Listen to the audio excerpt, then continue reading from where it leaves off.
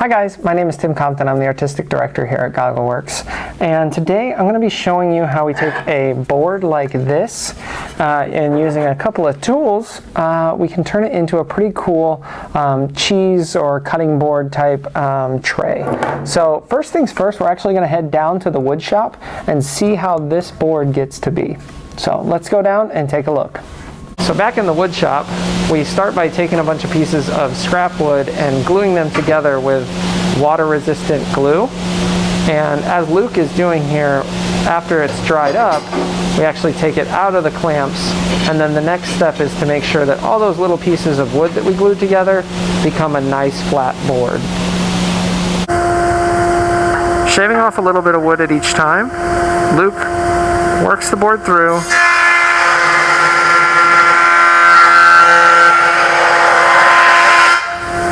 Make sure that the finished board is nice and flat on one side.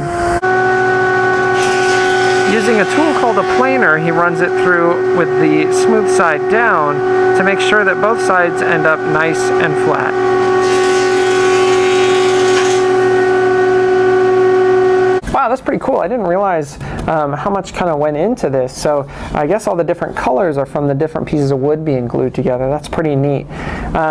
Now that we know how this board came to be, I'm going to show you some of the steps to turn this into a fantastic looking cheese tray. So let's go ahead and get started, and we'll start making some sawdust. Now, believe it or not, I actually like to start my planning at a white sheet of paper, or in this case, a white board, because I can scrap that piece and I'm not risking my piece of wood. So I want to share a couple of ideas as to what people typically will do with a cutting board or with this cheese board. A lot of people like to do sort of the more traditional, what I would call a paddle board type shape. There, so that they can have, you know, their block of cheese here, and then lay out the squares of cheese that they've cut, maybe have some crackers or something fancy on the side, and then you have sort of the knife with it. But one of the benefits of this is that you can actually get pretty crazy with these cheese boards if you want.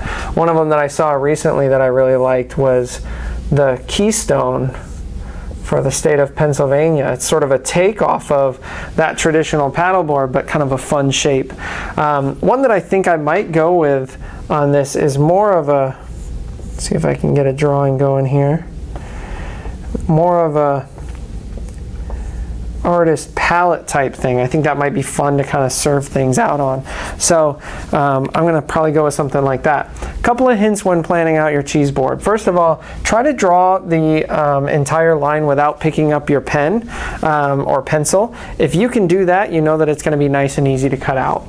Another thing is, if I wanted to do, say, add a hole into this to be more like an authentic artist palette, I would need to make sure that I had a drill and a drill bit available to actually drill that out. That's not included in the kit, but that is an option for you if you wanted, if it was necessary for your decoration. Some people like to drill a hole in the paddle handle as well, so that they can hang the board up or something and have it on display. So a couple of different things about planning. One more tip: if you're trying to create something like the Keystone of Pennsylvania, start with a sheet of paper and fold it in half. That way you only have to draw half of it, and then you can unfold, use some scissors to cut it out, and then unfold it, and you'll have it perfectly symmetrical. So a couple different ideas in the planning phase there for you. All right, now that I have a rough idea of what I want my shape to be, I need to look at how it's going to fit best on this board. We use different lengths of boards to make the cutting boards, dependent on sort of what's available. And so you can see that there's a couple of different areas where maybe that was the bark from the tree, or there's a little cut out of the edge here, and even this bump around the edge at the bottom. So I like to flip my board back and forth and take a look and see sort of what's available and what I need to be mindful of. This side looks like it's a little bit cleaner, but I want to make sure that I don't hit this piece as I'm cutting. So I'm going to use a piece of chalk actually to mark this out. If you're like me, you grew up playing around working on wood pieces, I always used a pencil to mark out my lines, but a pencil is actually harder to clean off of wood. So a piece of chalk is really pretty ideal for that. Now, I'm going to do the artist palette shape, and I know that I want to try and avoid this area over here, but the more that I can kind of have that kick out to be that part of the palette, the better. And because I'm going for a rounded palette, I want to try and round out the entire area along here without hitting into that straight section. The more organic that I can make it feel, the less it'll look like I was planning around the board and more just planning on the shape that I wanted. Now I'm going to kick up over here to try and bring this around. Oh, that's going to work out pretty well for me. And I can bring that just around there. So I've got a pretty fancy cheese tray here that I'll be able to kind of hold on to and serve out the cheeses on. And I think that it'll start to look pretty organic, and I've got a pretty good idea of where it's going to land. The nice thing about this chalk, again, is that when I start to sand this, it's going to wipe right off and not leave any marks. So now that we've got it all planned, we're ready to cut. All right, we're ready to cut, and for this tool we're going to use this this guy. It's called a coping saw. It's a very typical type of saw for cutting detailed work and stuff because it's got a very small blade. That's going to allow us to turn angles really easily and work our way around this piece.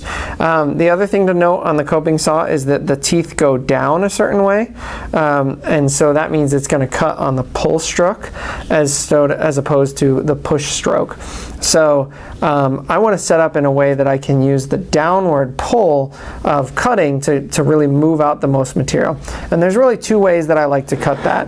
If I had a vise, or if I was in a wood shop that had something, I might be able to get it to hold it up, and then I could work my way around there. In this case, I'm working with most of my flat surface here, so I'm going to actually cut, if you're a jewelry maker, you're familiar with sort of cutting on the downward stroke, and that's actually how a lot of jewelers cut at the jeweler's bench, is that they let the falling motion or the weight of the blade really pull that down and cut into it. So I'm going to cut mostly like that, and I'm going to hold down with this hand.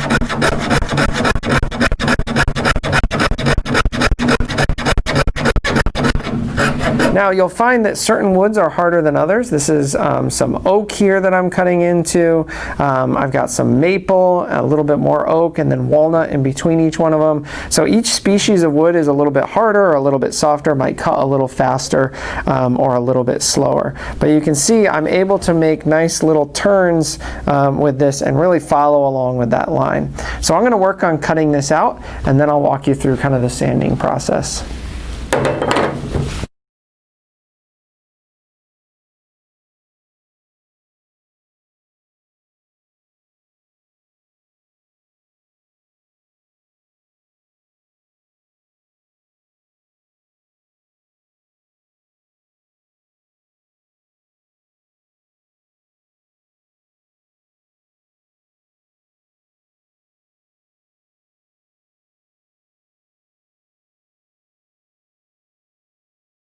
All right, I've got a couple of different pieces of sandpaper here. You can see I've cut out my general shape. I feel pretty good about it. It's getting close there.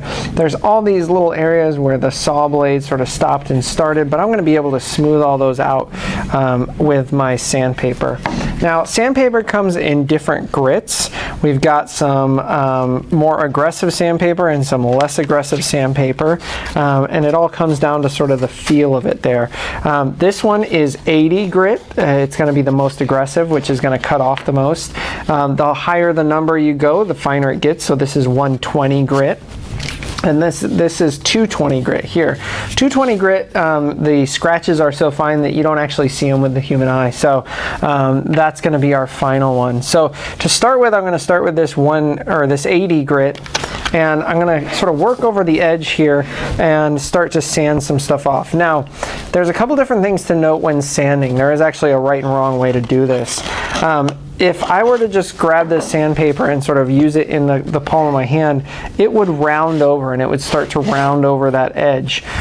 So what I actually want to do is sort of wrap that around one of these pieces of scrap wood that I used, or back it with one of these pieces of scrap wood, and try and sort of hold that up against the wood, and that's going to keep it nice and flat for me. And I'm just going to start working over that seam,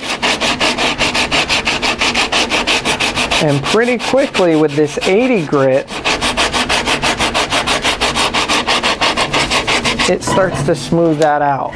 So you can kind of see right there, already it looks very different than this cut edge here.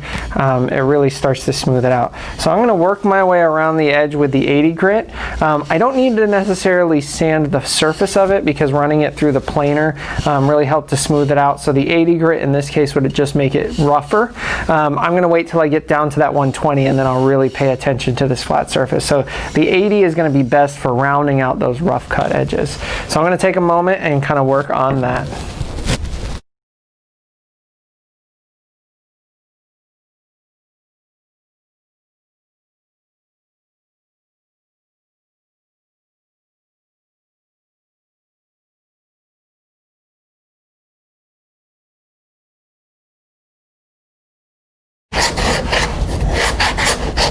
Okay, so I've started to get this pretty good.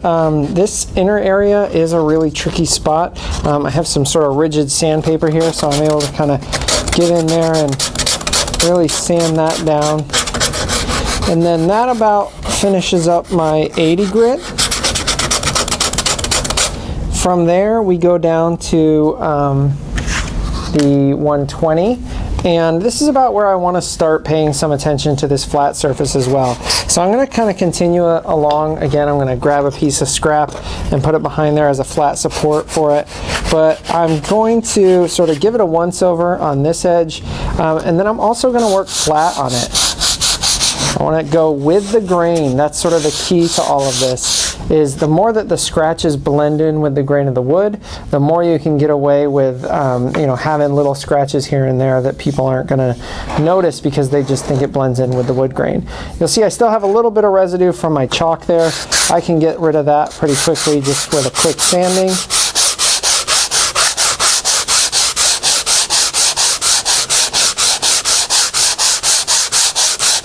And again, the reason that I want to put that wood behind there is because if it's referencing a nice flat surface, I'm not going to cut any grooves into my board with this sandpaper. Now, as I finish up sanding both flat surfaces, remember to flip it over and sand off the other side too. I'm going to take the time to nicely and carefully sand the edge of this piece as well. Make sure that it's going to be totally nice.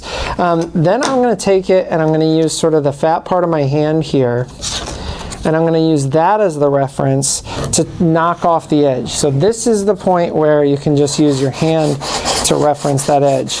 And you can see pretty quickly it takes down and creates sort of a nice rounded over look. This area right here was that little bit of residual where that oak bark was sitting, and very quickly it knocks it over to a nice edge. So you want to eventually do this edge in a very controlled way with a finer grit sandpaper, because you don't want to completely round it over. It's much nicer when you have sort of those two perpendicular points from the edge and from the top, and then just a really fine rounded over. If you don't round it over, it gets a little bit too sharp, so I do recommend this little bit extra step. So I'm going to use this 120 to kind of sand all those flat surfaces, then round it over at the end of that. Then I'm going to go down to my 220, sand that surface, get this really nice and smooth. Little trick on the 220 sandpaper, because this is where you learn who the true woodworkers are is when it comes to sanding. Nobody likes doing it, but it's the absolute necessary step to get a beautiful woodworking piece. But one of the tricks on the 220 sanding, I try to pick the face of my cutting board. So the side that looks the prettiest, which I'm sort of leaning towards this side mainly because I'm a right-handed person, and I'll spend the most time with the 220 getting this side absolutely perfect. I'll still hit this side with 220, but I won't spend quite as much time. So a little trick there to kind of save you a little bit of work on the sanding front. But do the time to get your sanding done. That is where projects are won and lost in woodworking. So take the time to do it. All right, I have got this sanded down to my 220.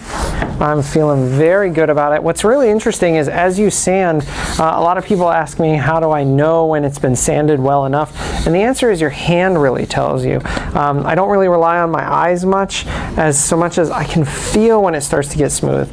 And if you want to be really careful, take a slightly damp rag, not so wet that it leaves the wood looking wet, but just enough to kind of pull off the dust, then feel it. If it feels rough, you got a little bit more sanding to do. Now, as I wipe these piles of dust off to the side, it's really important to know that this is a bit of a messy project. So do this at home in a spot where you know that the dust is not going to be a problem. The garage is a great place for this project, but I do try to steer clear of the kitchen counter. Now, I keep going back to these little bits that we cut off because they're just so darn useful. I'm going to grab 3 of those chunks now, and they're what we're going to rest our board on when we go to apply our finish. This is the shock and awe moment that everybody loves, but I don't want to get a whole lot of that finish on my tabletop here, although you can see some projects from the past, some remains of that. In this case, I want to try and keep that butcher block oil off. Now, as I just mentioned, what we're going to be using to seal this is called butcher block oil. We want to use a very specific oil for this. We don't want to just use polyurethane or any other finish because those are not food safe finishes. It's really important that we have something that when it cures and finalizes, that it's food safe and that it's going to be just fine for us to put some cheese on.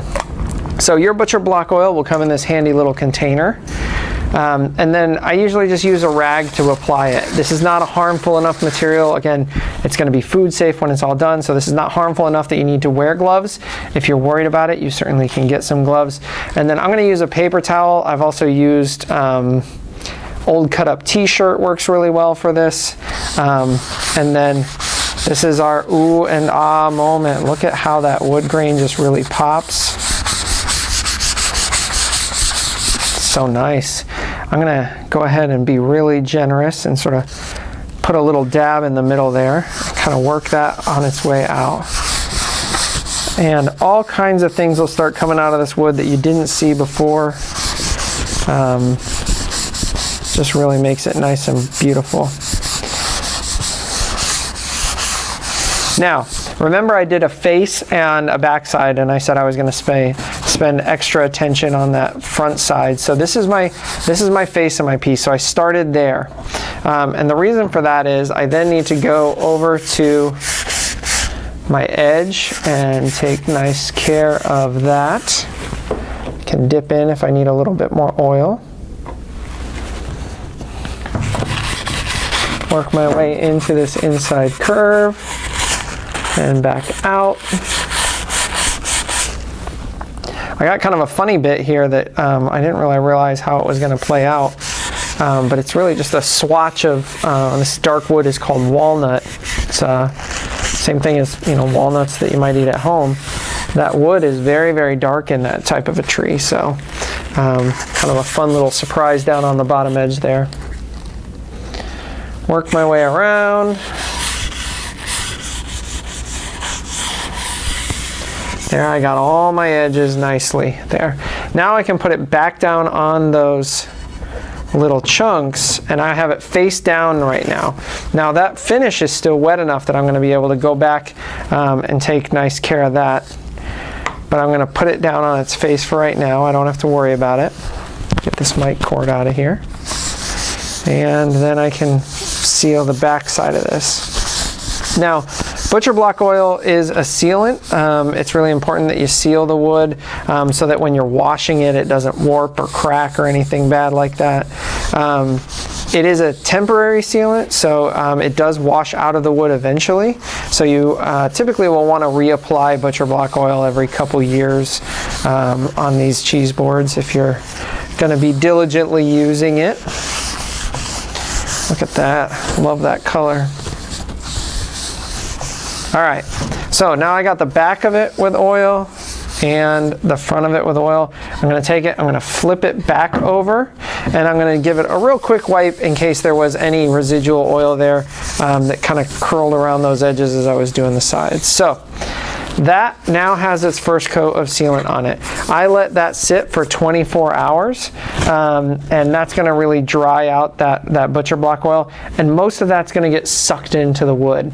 At that point, I'll go back with my 220 and I'll do a real light sanding of it. Knock down any bits that were raised up with the oil or anything like that. Do another coat of oil. Then if you really want the super nice surface, what most people do is they'll take a little bit of steel wool, and they'll really lightly brush over that, and then give it a third coat of butcher block oil. You've got plenty of oil in here to do 3 coats. If you don't have any steel wool at home, you can do 220 in between each of those different coats, but 3 coats of butcher block oil, and you should end up with a really nice piece to present some cheese at home. So I hope you've enjoyed this project. If you sweat just as much as me, then you've probably had yourself a pretty good time. But do hashtag and share your results with us on social media, and we hope you have a fun time working on this project at home. So we look forward to seeing you around the studios. Have yourself a great day.